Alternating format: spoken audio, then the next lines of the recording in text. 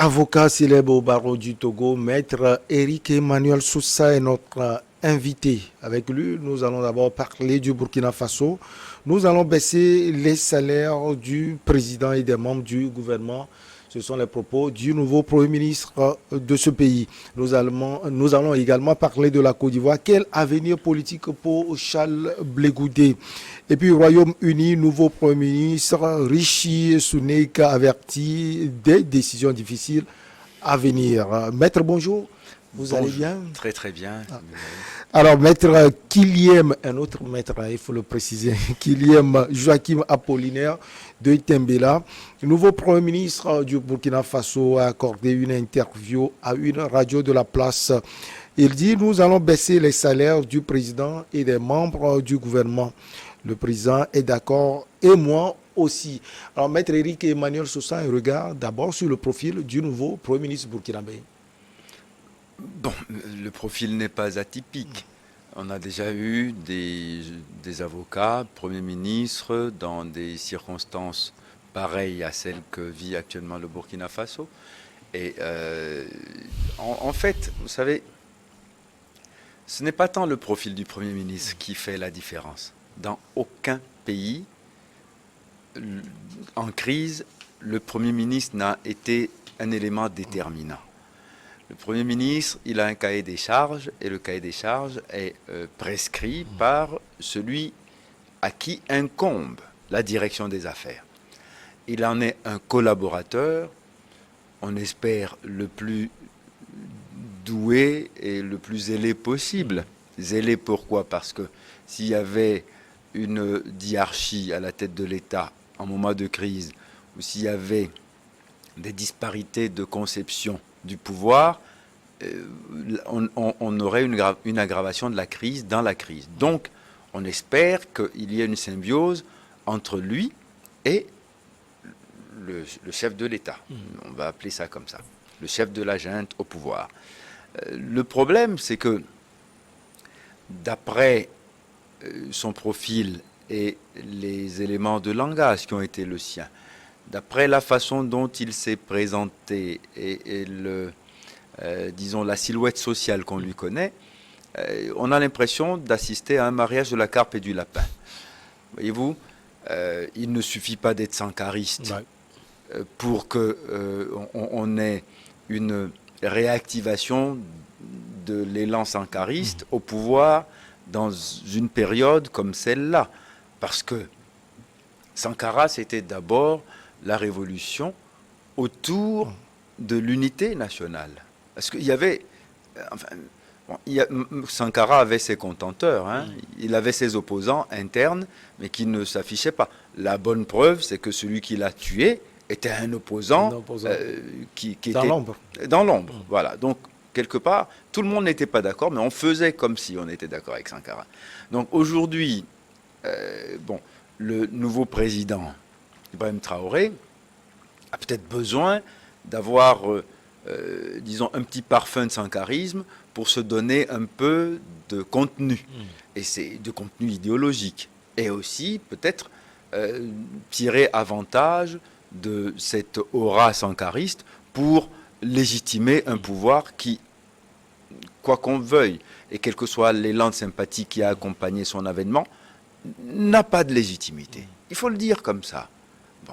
Donc on est allé d'un coup d'État à un autre coup d'État. En quelque sorte, le pays est allé de Caribe en Scylla. C'est un peu ça la vérité. Alors maintenant, une fois qu'on a dit cela, il faut leur souhaiter de la chance. Parce que c'est vrai, diminuer le salaire des ministres, c'est spectaculaire et ça fait toujours du bien. Vous voyez, enfin, ça fait du bien. Parce qu'ils consomment beaucoup. Oui, bon, mais vous savez, malheureusement, en Afrique et ailleurs, c'est pas le salaire officiel qui est le problème. Ce sont tous les avantages indus qui accompagnent la fonction qui sont problématiques. Donc, quelque part, on peut faire ça pour faire de l'esbrouf. Vous voyez ? Réduire le nombre des ministres, parce que, bon, on ne peut pas, dans un gouvernement transitoire, admettre un cabinet obèse. D'accord, ok.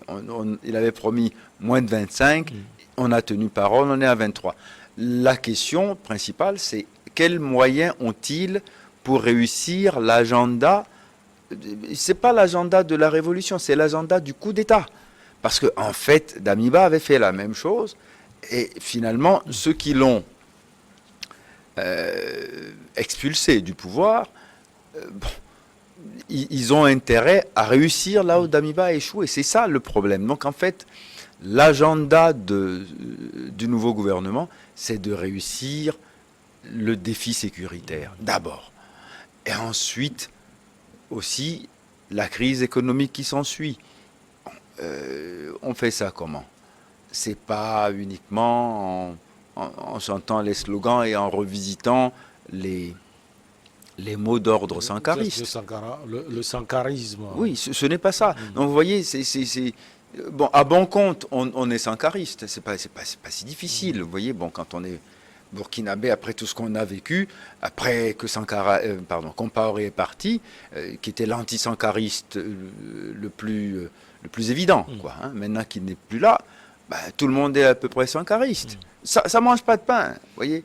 Mais je ne veux pas que ça tombe dans cette forme de démagogie non plus. Oui, sankarisme, mais également des positions iconoclastes. Comment vous voyez ou quelle lecture vous faites de ces positions du Premier ministre actuel du Burkina?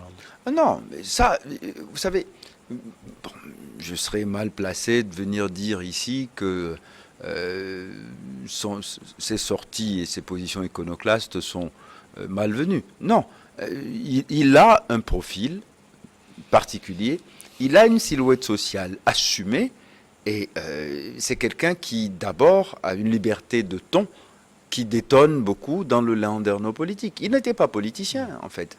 Non, c'était d'abord un penseur indépendant, un idéologue à peine, mais surtout, il avait une vision qui, malheureusement, ne devrait pas se limiter à une transition, à mon sens. Ouais.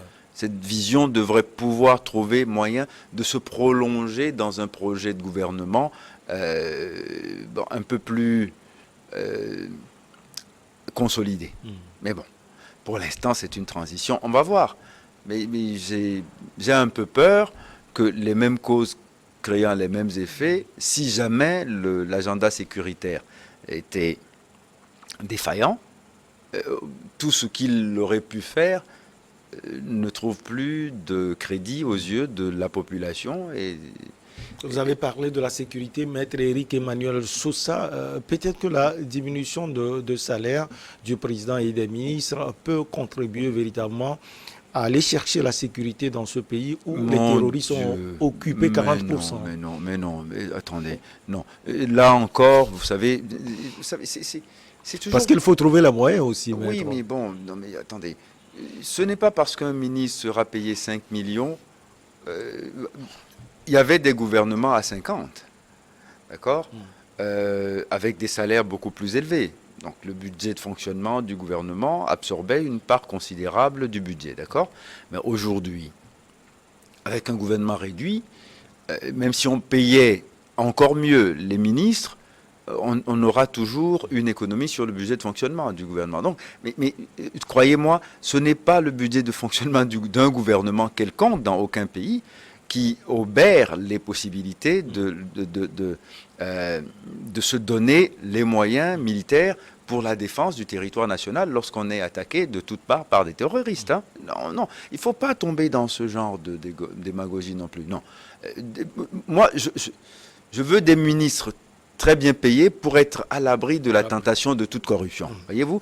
Parce que c'est d'abord au service de l'État, et parfois, quand on est nommé ministre, c'est une abnégation. On doit renoncer à des positions sociales qui sont bien meilleures. Et des gens ont des salaires bien meilleurs quand ils sont dans le privé que quand ils deviennent ministres. J'en connais énormément qui ont consenti un sacrifice considérable en divisant leurs revenus moyens par 10 parce qu'ils sont devenus ministres. Bon, maintenant, il y en a qui trouvent les moyens de rattraper leur train de vie, mais en le faisant cette fois-ci sur les deniers publics. C'est là où ça devient critique et c'est là où ça devient répréhensible. Mais autrement, non. Alors, on va quitter le Burkina Faso, Maître Éric Emmanuel Soussa, pour un pays frère, la Côte d'Ivoire, avec ce retour attendu, le retour de l'ancien ministre de la Jeunesse, Charles Blé Goudé. Ce retour est prévu sur le 26 novembre prochain. L'annonce a été faite par son porte-parole et le porte-parole de COJEP. Alors, maître, quel avenir pour l'ancien ministre de la Jeunesse de Laurent Gbagbo, Charles Blé Goudé? Bien, là aussi, vous savez, le fabo être de bonne qualité, il faut encore que la mayonnaise prenne. Charles Blé Goudé est connu pour être un personnage qui a d'abord un grand charisme, qui a une parole forte, et on souhaite que cette parole restera identique et qu'elle servira la paix comme il en fait promesse. Le problème n'est pas de savoir quel avenir il a. Il a un avenir certain en Côte d'Ivoire. Maintenant, il faut d'abord, après 11 ans d'absence, qu'il revienne et qu'on voit comment, disons, la mayonnaise va prendre sur le terrain, parce que, bon, il a laissé une jeunesse qui n'est plus très jeune depuis. Certains ont déjà depuis longtemps quitté la barque. Vous savez, il y a un vieux dicton qui dit quand on n'est pas communiste à 20 ans, on n'a pas de cœur. Quand on le reste à 40, on n'a pas de cerveau. Bon, il y a des gens qui étaient blégoudistes quand ils étaient il y a 10 ans ou un peu plus avant. Aujourd'hui, non. Et aujourd'hui, ils ne le seront plus pour des raisons qui sont aussi liées à l'évolution de la société ivoirienne et à l'évolution de la classe politique ivoirienne. Et il y a aujourd'hui, qu'on le veuille ou non, une nouvelle donne. Les enjeux ne sont plus les mêmes. La Côte d'Ivoire, qu'on le veuille ou non, est quand même sortie de crise. Et cette sortie de crise a été l'occasion d'une redistribution des cartes au niveau de l'échiquier politique. Donc, il faut qu'il vienne pour trouver sa place. Et maintenant, cette place, il faut qu'elle soit consolidée par une assise nationale. Comment est-ce qu'il va conquérir cette assise nationale? C'est là le défi qu'il a. Mais c'est un défi personnel, et le garçon a de la ressource, et on peut lui souhaiter bon vent et beaucoup de succès. Alors, maître, selon son porte-parole, docteur Patrice Saraka, le pouvoir du président Ouattara ne s'oppose pas à son retour. Le pouvoir souhaite plutôt qu'il revienne au pays. Il dit qu'il a rencontré à maintes reprises le ministre conseiller du président Alassane Dramane Ouattara. Est-ce que vous pensez que ce sont des propos ou bien des discours politiques? Non, je pense que dans toute cette affaire, aujourd'hui, il y a une grande sincérité de la part du gouvernement, parce que autrement, s'ils avaient une hostilité quelconque à son retour, ils ont maintes moyens de l'empêcher de revenir. Ils l'ont fait par le passé. Aujourd'hui, ils se sont rendus compte que politiquement, ce n'est pas rentable et que ce n'est pas la chose la plus raisonnable à faire lorsqu'on est en train soi-même de prôner la réconciliation. Alors, pour réussir la réconciliation, il faut d'abord s'associer toutes les forces vives, et Blé Goudé et ses militants constituent une part substantielle des forces vives de la politique en Côte d'Ivoire. Donc, je pense que le gouvernement a tout intérêt, le pouvoir de Ouattara a tout intérêt à ce que Blé Goudé revienne en Côte d'Ivoire et trouve sa place. Mais bon, aujourd'hui, sa place n'est plus la même que celle qu'elle a été, et je ne suis pas sûr que sa voix aura la même portée aujourd'hui que demain. Mais, enfin, je ne suis pas sûr, parce que je ne sais pas encore quel est le contenu de son nouveau mantra. Mais s'il prône la paix et qu'il veut se changer en homme de paix, ce que je n'ai pas douté qu'il ait été une seule fois, parce que le procès qu'on lui a fait est un procès abject. Blé Goudé n'a pas plus appelé à la guerre que beaucoup d'autres qui sont au pouvoir aujourd'hui, mais bon, qui veut noyer son chien l'accusant de rage. Il s'est retrouvé dans les fers de la justice internationale, dont il est sorti complètement blanchi. Alors à partir de ce moment-là, on a le droit de lui souhaiter un plus bel avenir politique. Et cette captivité abjecte a aussi, à mon avis, un crédit politique, et c'est à lui de savoir le négocier, ce crédit politique. Alors, négocier quelque chose aussi important, il y a ces rapports actuels avec l'ancien président Laurent Gbagbo, depuis l'arrivée de ce dernier, Laurent Gbagbo, il n'a jamais prononcé le nom de Charles Blé Goudé. Maître, vous analysez avec maestria la vie politique de ce pays, la Côte d'Ivoire. Alors, qu'est-ce qui se passe entre Charles Blé Goudé et son ancien mentor? Écoutez, bon, le fait d'avoir été compagnon de misère dans la captivité a créé des liens qui se sont distendus quelque peu. Mais bon, en politique, vous savez, il ne faut jamais jurer de rien. Des alliances les plus improbables se créent. On n'aurait pas imaginé une seule seconde, un seul instant. Comment dire, Laurent Gbagbo lui-même, avec Konan Bédié, s'associant ensemble dans un projet politique. Donc, vous voyez, tout ça, vous savez, le temps se charge de polir les aspérités en politique.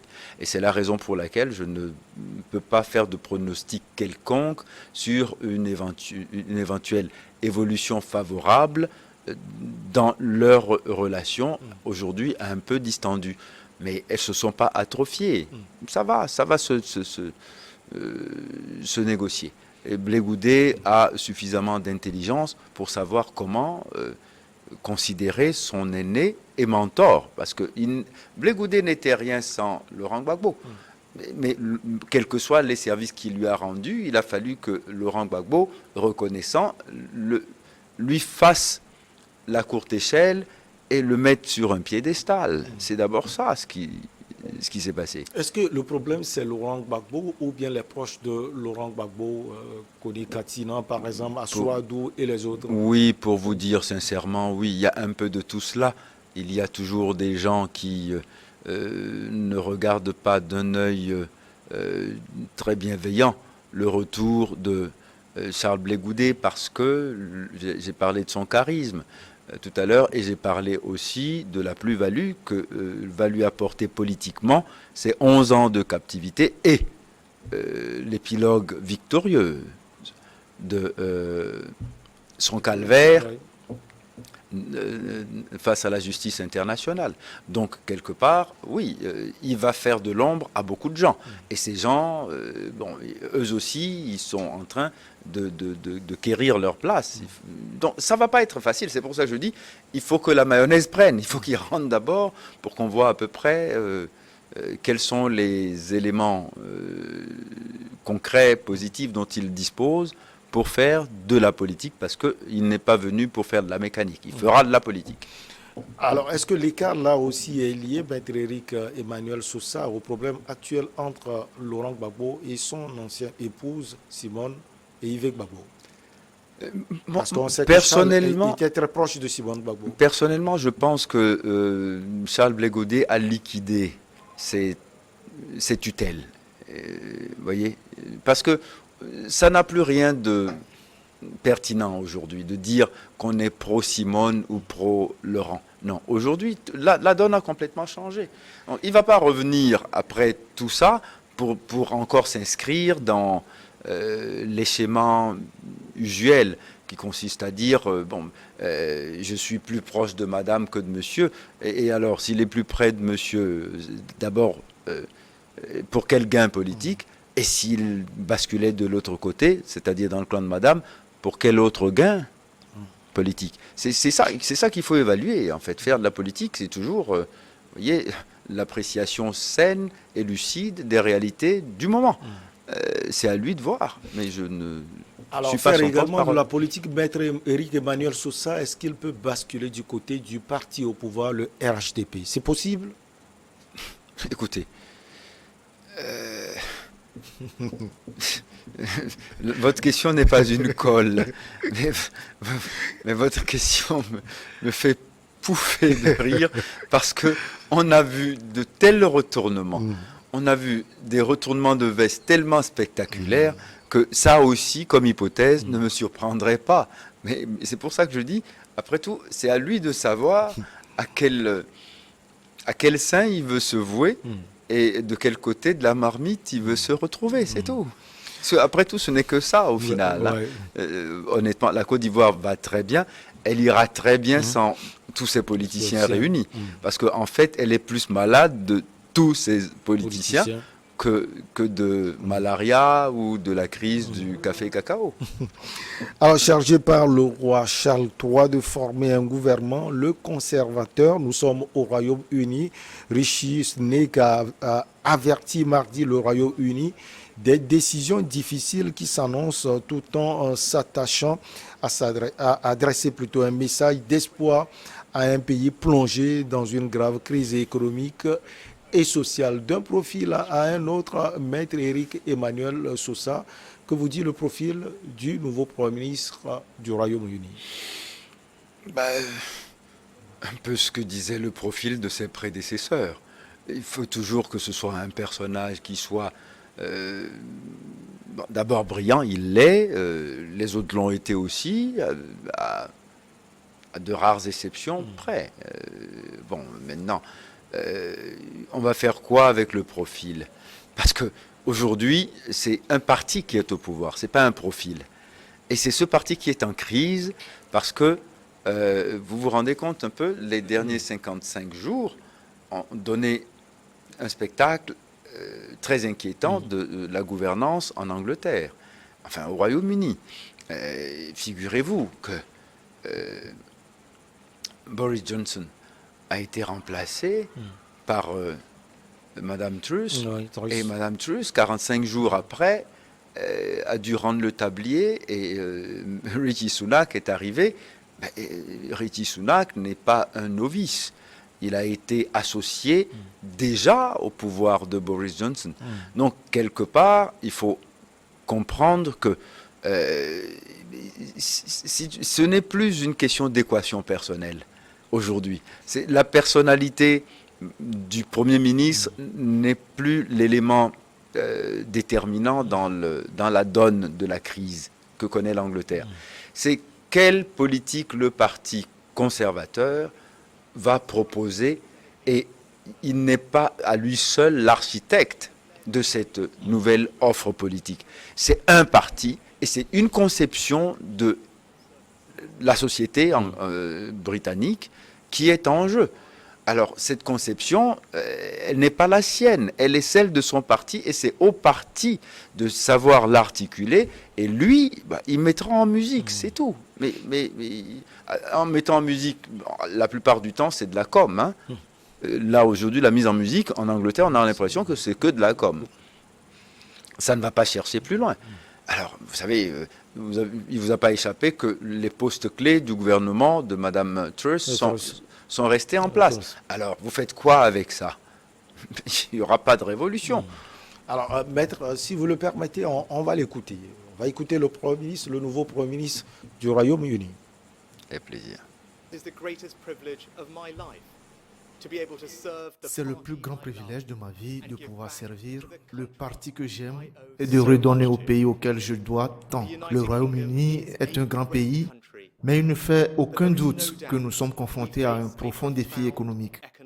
Nous avons maintenant besoin de stabilité et d'unité, et je ferai de ma plus grande priorité de rassembler notre parti et notre pays, car c'est la seule façon de surmonter les défis auxquels nous sommes confrontés et de construire un avenir meilleur et plus prospère pour nos enfants et nos petits-enfants.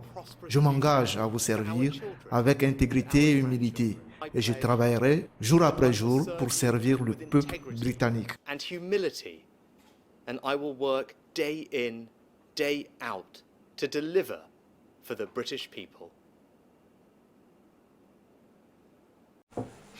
Alors, redonner beaucoup à ce pays que je dois tant redonner quoi précisément, sortir ce pays de cette crise?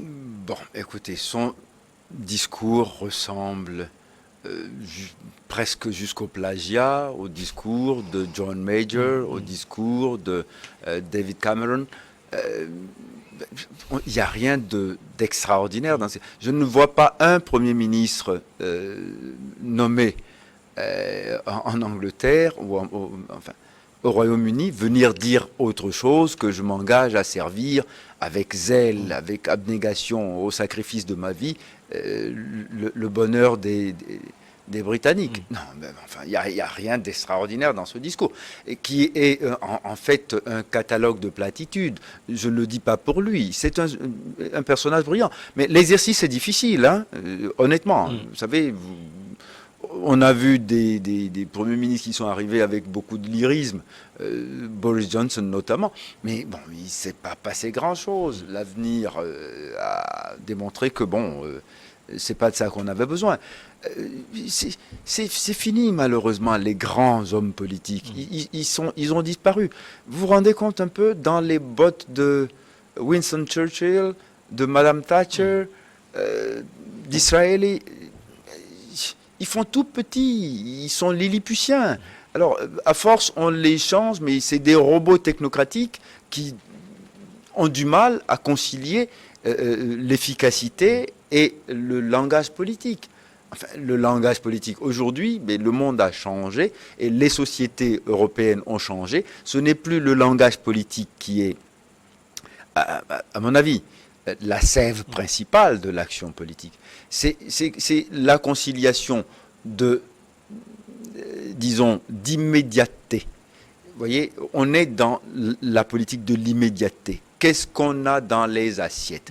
Aujourd'hui, c'est comment est-ce qu'on met de l'essence dans les voitures. C'est la préoccupation. Alors celui qui a répondu à ça, il a répondu à une première préoccupation. Maintenant, bon, le taux de chômage, il ne fait que s'aggraver de pays en pays et de gouvernement en gouvernement. Quelle que soit, disons, la teinte politique du pouvoir, que ce soit de gauche ou de droite, on a les mêmes problèmes. Donc ça veut dire qu'il faut apprendre à faire de la politique autrement et que c'est pas l'idéologie qu'on prétend servir qui fait la différence.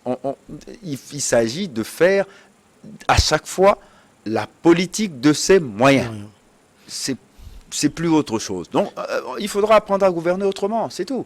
Donc, bon, les discours inauguraux au 10 Downing Street, à mon avis, plus personne ne les écoute, sincèrement. Merci beaucoup à vous, Maître Éric Emmanuel Soussa. C'est toujours un plaisir de vous avoir C'est toujours un chez plaisir nous de venir sur ce plateau de l'invité. On va marquer la pause pour le journal et derrière on reçoit nos invités Firmin Teko, Agbo Constant Lemou et Messan Yao Daniel Ouattien.